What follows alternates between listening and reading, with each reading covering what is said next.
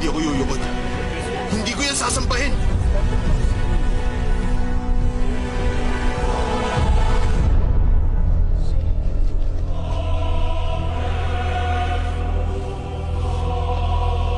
Simulan na!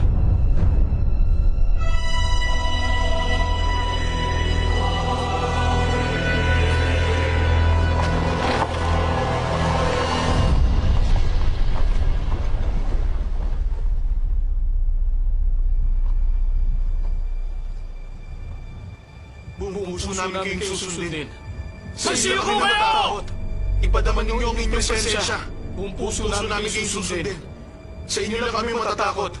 Ipadaman niyo ang inyong presensya. Nagpin sila! Mga kaibigan, susubukin ang inyong pananampalataya. Daniel. Okay. Anong ginagawa nila? Bakit ayaw ko sambahin ng iyong mga kaibigan? Dapat nila kayong paglilingkuran habang sila'y nabubuhay. Ganon din po ako, ngunit Ngunit ano? ang Diyos lamang ang aking sasambahin.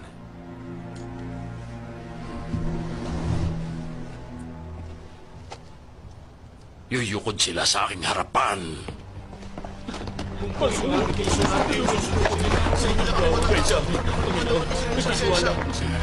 Makinig kayo. Maawa kayo, Panginoon. Maawa kayo sa akin.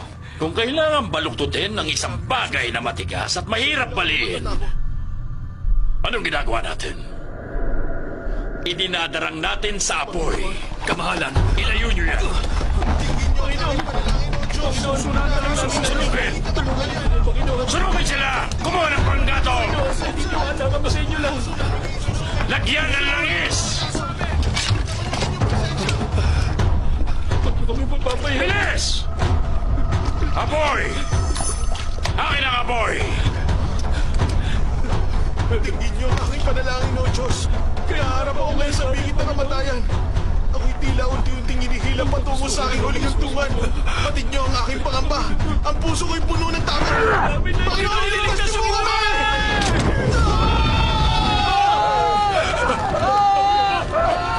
Dilipin ang mga Diyos. Dilipin niya ang aking pananampalataya. Siya magigiganti sa mga kalaban. Mapapaya sila sa kanilang kapalanduan. Bakit hindi sila nasusunog? Panginoon!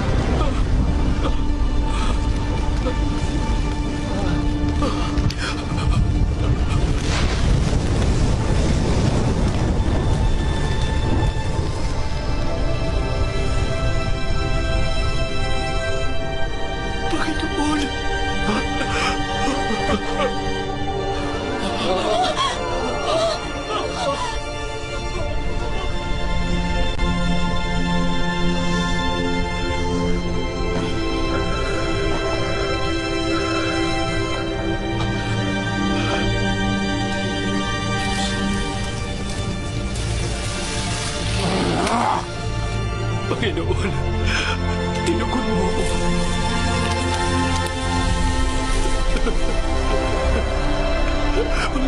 Panginoon.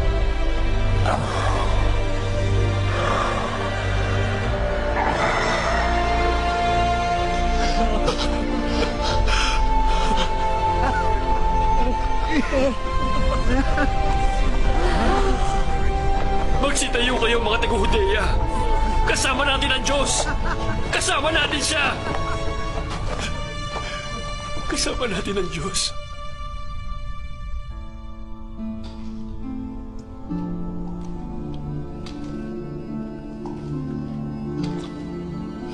Dahil sa himala sa apoy, muling nagkaisa ang mga Hudyo. Hindi nila hinayaang manghina ang kanilang pananampalataya. Dahil sa paglikas, muli nilang pinagtibay ang pananalig nila sa Diyos. Ang mga kautusan at talaan ng kasaysayang tinanggap ni Moises sa bundok ng Sinai ay iningatan at tinipon sa mga aklat ni Josue, Samuel at mga hari. Nang mapagsama-sama, nabuo ang Biblia ng mga Hebreo.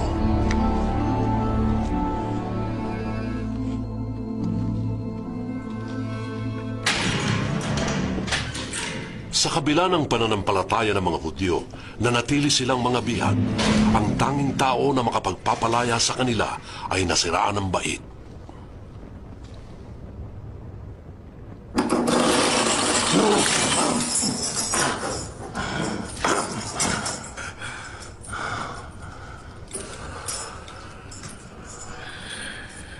Tignan mo yung sinapit. Nebukadnesar. Ang pinakamagiting na hari. Ang naging pinakamababang uri ng tao sa mundo. Dahil sa pagmamataas mo, ito ang iyong sinapit. Pati kami, damay. Mapapalaya mo na sana kami.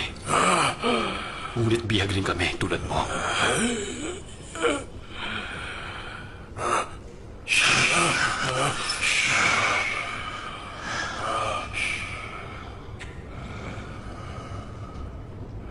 Eto na.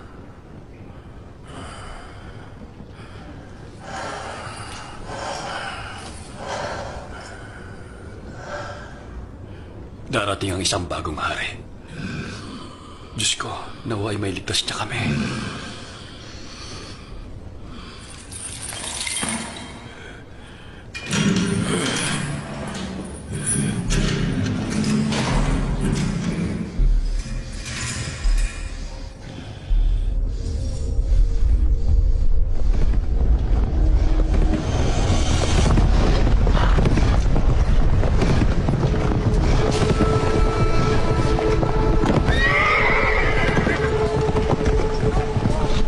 Ilang taon makalipas ang pagkamatay ni Nebukadnesar, isang malaking hukbo ang dumating sa Babylonia.